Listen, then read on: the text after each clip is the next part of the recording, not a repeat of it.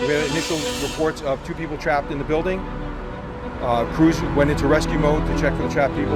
I've been in a similar situation, being off duty and being at a mall. Danbury police say the teenage girl that got shot was not the intended target. In a release from the governor's office, members of the Connecticut National Guard may be deployed under state active duty. Police say the 2-year-old was dropped off outside Pepe's, about a mile from where the car was taken. Now, as you mentioned, the baby is thankfully okay and has been reunited with their family. West Hartford police are now urging everyone to be careful. This incident happened in a quick moment. As soon as one of the parents got out of the car, walked away from the car for just a second. More than 1,000 people packed into the Windsor Town Green here to pay their respect, to remember, and it was a very emotional service, especially when they heard from the sister of one of the victims of 9/11. She was here to encourage people. 5 small paper bags stand alone on the front steps of Windsor Town Hall. 5 people lost with connections to the town.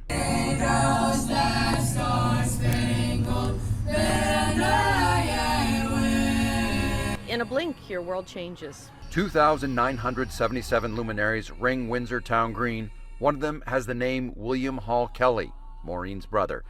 He didn't work at the World Trade Center. He was there that day for a meeting at Windows of the World. It's hard. We miss him. Yeah, we do.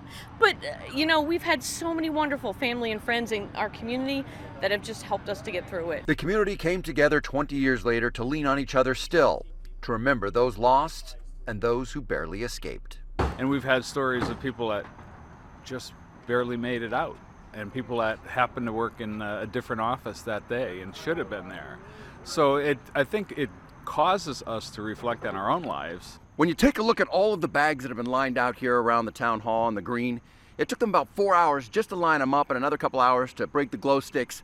They say it was a lot of work, but it was worth it because it explains exactly the magnitude of life lost. I think the visual representation is just really mind-boggling. These aren't just bags. These are human beings that really lost their life that day. It really kind of brings it home when you see something physical like that instead of just hearing the number. After the service, there was silence so people could reflect on where they were then and where they are now. I was 7 years old, hiding underneath my desk when all this happened. And, to be involved in something like this, I think it really helps teach you the significance. We need to be better and honor their lives by being better to each other. And it would be a loss exponentially worse than the loss of life if we didn't learn from this. For 20 years, they have been remembering all the people here that died on 9/11. Every 5 years, they have a big display like this, and they say they don't plan to stop anytime soon. We're in Windsor. Bob Wilson, News 8. Sylvia Cordova is being remembered for her big heart, generous spirit, and larger-than-life personality. This loss has impacted many, not only here in Hartford, but beyond. Please, if you know something, say it. We want justice for our mom. The family of Sylvia Cordova making an urgent plea to the public for help. They're hoping someone knows something about what led up to her tragic death. Today is our mom. Tomorrow it could be yours. It could be your brother, your sister, or anybody in your family. The 56-year-old was cooking dinner inside her home on Sisson Ave in Hartford when shots rang out Wednesday night. Sylvia, the unintended target, was fatally struck in what police are calling a drive-by shooting. At a candlelight vigil, Sylvia's loved ones and community members came together in prayer. We lean on to you today, Father. Let us have that peace. They also shared the impact she had on everyone she met. They say her family was her pride and joy, and she would do anything for anyone. My mom was a happy, sweet person, and she was always available for anyone that needed her.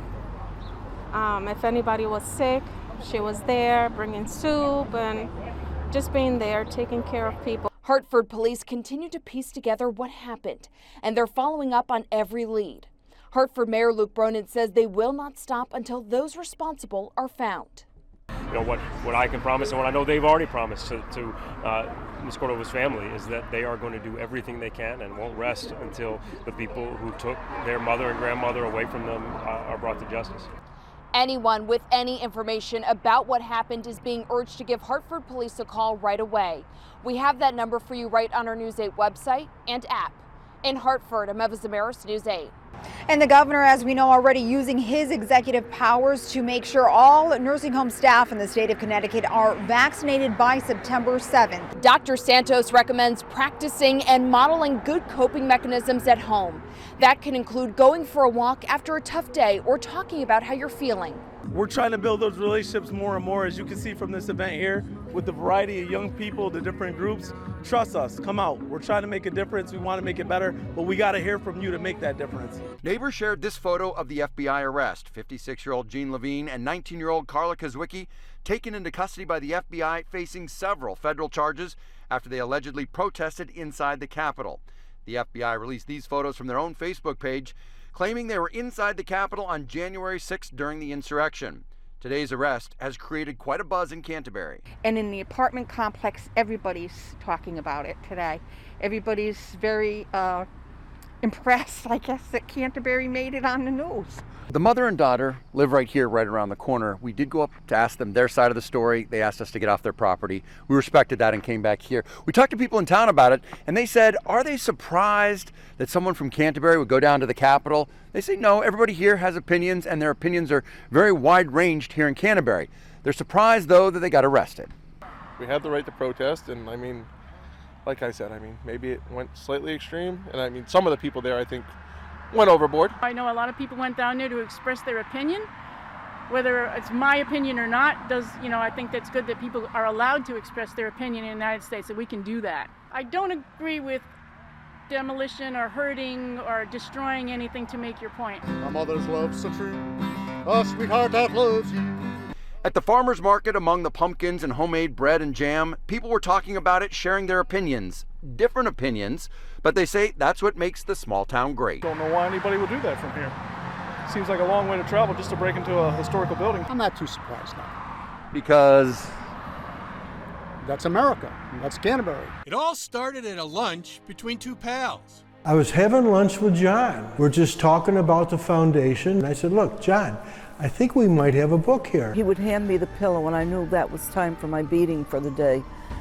And there was just no escaping from him. We're lined up in the heart of Yale's campus in the rain to send a message to their employer that job security needs to remain part of the Yale union contracts. The university, as it stands, is apparently seeking to cut wages, raises, and retirement benefits as a result of the COVID-19 pandemic. However, the union maintains that the workers that are represented by both Local 34 and 35 are the frontline workers that kept the school running during the hardest of times and deserve job security. Now, Yale University's endowment stands at over $30 billion, and the unions say they want to see a commitment to their workers through the union contracts that benefit the middle class of the Elm City. The folks that actually Yale counts on every day to provide food to the students, clean the buildings, the secretaries that do the administrative work. It's a nonprofit event put on by the Travelers Championship and Connecticut.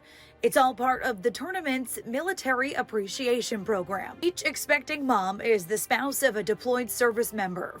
Hi everybody, I had the honor of checking in with everybody at this great program, Take a Vet Fishing, and this has been going for years, and it wouldn't happen without some of these beautiful people behind me. Hillary, first of all, a lot goes into this. So much.